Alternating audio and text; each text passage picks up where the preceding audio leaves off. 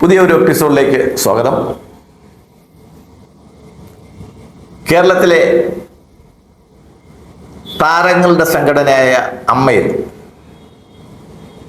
തീയും പുകയും ചീറ്റുകയാണ്. നമുക്കറിയാം, ഒരുപാട് മീ ടു സ്റ്റോറികളിലൂടെ കേരള സിനിമാ രംഗം കടന്നു വരികയും കലുഷിതമാവുകയും അതിലുൾപ്പെട്ട പല അംഗങ്ങളും പല ഭാരവാഹികളും രാജിവെക്കേണ്ടി വരികയും ചെയ്യുന്ന ഒരു സിറ്റുവേഷൻ ഉണ്ടായി, ശ്രീ സിദ്ദിഖിനെ പോലുള്ള. അങ്ങനെ അമ്മയുടെ ഭരണസമിതി പൂർണ്ണമായിട്ട് മാറുകയും 90% വനിതകൾ ഉൾപ്പെട്ട ഒരു ഭരണസമിതി അമ്മയ്ക്ക് ഉണ്ടാവുകയും ചെയ്തു. ശ്രീമതി ശ്വേത മേനോനായിരുന്നു അതിൻ്റെ അധ്യക്ഷൻ. എന്നാൽ കഴിഞ്ഞ മാസം നടന്ന ജനറൽ ബോഡിയിൽ ഈ ഭരണസമിതിയെ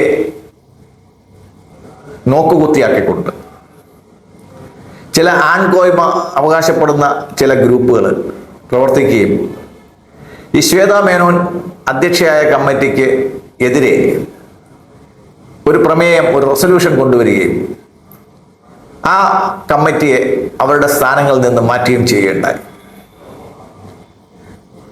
അപ്പോൾ പരസ്യമായി രാജി പ്രഖ്യാപിച്ചെങ്കിലും പിന്നീട് ആ കമ്മിറ്റിയെ നീക്കിക്കൊണ്ടുള്ള ഒരു പ്രമേയം ഭരണസമിതി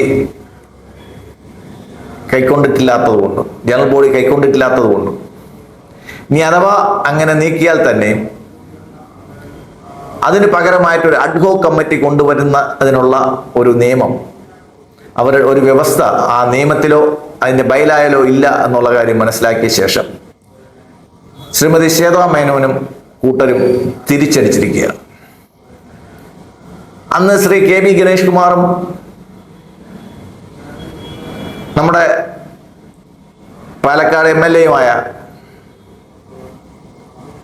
പിഷാരടിയും ചേർന്ന് രൂപം കൊടുത്ത അഡ്ഹോക് കമ്മിറ്റിക്ക് നിയമപരമായിട്ടുള്ള നിലനിൽപ്പില്ല എന്നും അമ്മ ഭരണസമിതിയിൽ നിന്നുള്ള രാജി ഞങ്ങൾ പിൻവലിക്കുന്നുവെന്നുമാണ് ഇപ്പോൾ ശ്വേതാ മേനോനും കൂട്ടരും പൊതുപ്രസ്താവനയിലൂടെ പറഞ്ഞിരിക്കുന്നത്.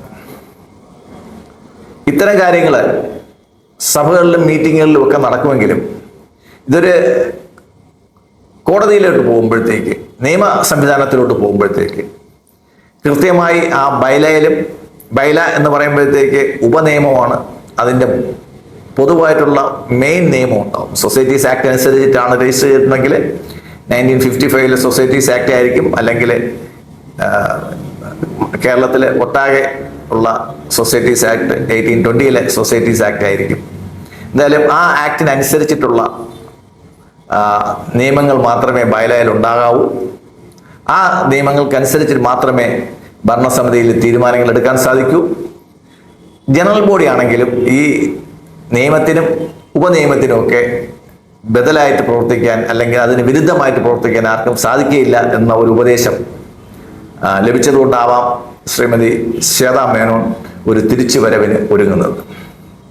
എന്തായാലും നൂറുകണക്കിന് അംഗങ്ങൾക്ക് പെൻഷനും അവർക്ക് ഹെൽത്ത് ഇൻഷുറൻസും ഒക്കെ കൊടുക്കുന്ന ഒരു സംഘടന കൂടിയാണ് അമ്മ എന്നുള്ള കാര്യം നമുക്ക് വിസ്മരിക്കാനാവില്ല. മറ്റേതൊരു സാധാരണ ഒരു ചാരിറ്റബിൾ സൊസൈറ്റിയെ പിരിച്ചുവിടുന്നത് മാതിരിയോ അല്ലെങ്കിൽ അതിൻ്റെ ഭരണസമിതിയെ മാറ്റുന്നത് മാതിരിയോ അമ്മയുടെ ഭരണസമിതിയെ മാറ്റുമ്പോഴത്തേക്ക് ഒരുപാട് കാര്യങ്ങൾ ആലോചിക്കാനുണ്ട്. ആസ്തി തന്നെ കോടിക്കണക്കിന് രൂപയുടെ ആസ്തിയുള്ള ഒരു സംഘടന കൂടിയാണ് അമ്മ. അതിനകത്ത് ഒരു അമ്പല കമ്മിറ്റി സ്പോൺസർ ചെയ്തതുമായിട്ട് ബന്ധപ്പെട്ട വിവാദങ്ങളാണ് പൊങ്ങി വരുന്നത്. അതിനകത്ത് ജിഹാദികളുണ്ടെന്ന് പറയുന്നു, ഇല്ല എന്ന് പറയപ്പെടുന്നു, ജിഹാദികളെന്ന് ചിലരെ വിളിച്ചെന്ന് പറയപ്പെടുന്നു. അങ്ങനെ വളരെ ഗ്രൂപ്പ് പോരും ജാതിപ്പോരും മതപ്പോരും എല്ലാം കലർന്ന ഒരു സംഘടനയായിട്ട് അമ്മ അതപ്പതിച്ചിരിക്കുകയാണ്. ഇനി ഏക പരിഹാരം അതത് ഗ്രൂപ്പുകൾക്ക് സ്വന്തമായിട്ട് സംഘടനകൾ ഉണ്ടാക്കി അവയെ CITയും INTUC ഒക്കെ ഉണ്ടാക്കിയത് മാതിരി സംഘടനകൾ ഉണ്ടാക്കുകയും അതിൽ നിലനിൽക്കുകയും ചെയ്യുക എന്നുള്ളത് മാത്രമാണ് അവർ കാണുന്ന ഒരു പ്രതിവിധി എന്ന് നമുക്ക് മനസ്സിലാക്കാം. നന്ദി, നമസ്കാരം.